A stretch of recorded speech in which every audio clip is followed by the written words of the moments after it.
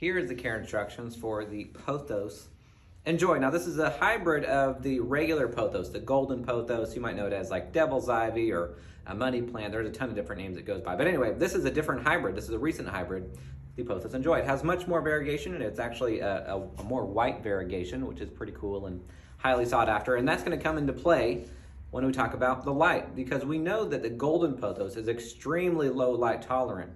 This plant is not as low light tolerant, and that's because of all the white that's in there. So all of the white on this plant does not photosynthesize.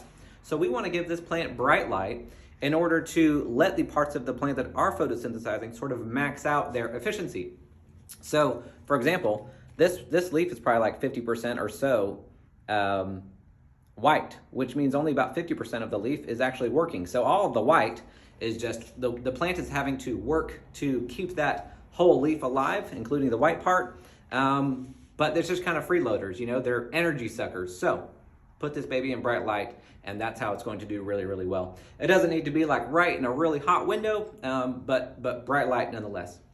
When we're talking about watering, I like to just do typical watering for the old pothos. I let them dry at about 25% in between watering. You can stick your little chopstick down there. You can stick your finger down into the soil to check. But yeah, when it's dry about 25%, I give it a really good thorough soak.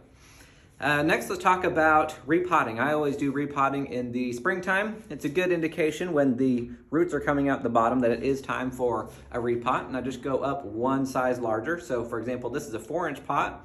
If I were to go up in size, I would, or if I were to be repotting, I would go up to like maybe a 4. I would even go up to a 6-inch. That would be perfectly fine as well, but don't go much more than that. It retains too much water if you pot it up too big, and it can make plant care a little bit more difficult. As far as the soil goes, I like to use 3 parts of a houseplant mix mixed in with a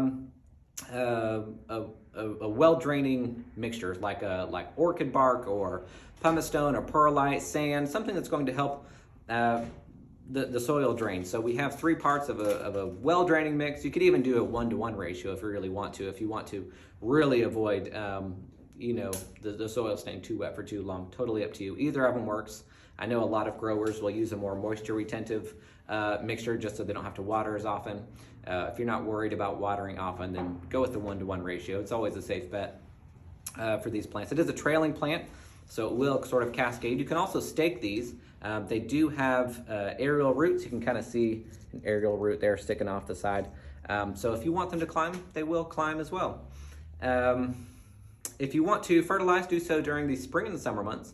That's when it's actively growing, and I just use a well-balanced fertilizer. You can use granular, you can use liquid soluble, whatever. Just use as directed on the bottle. They're not super picky about that.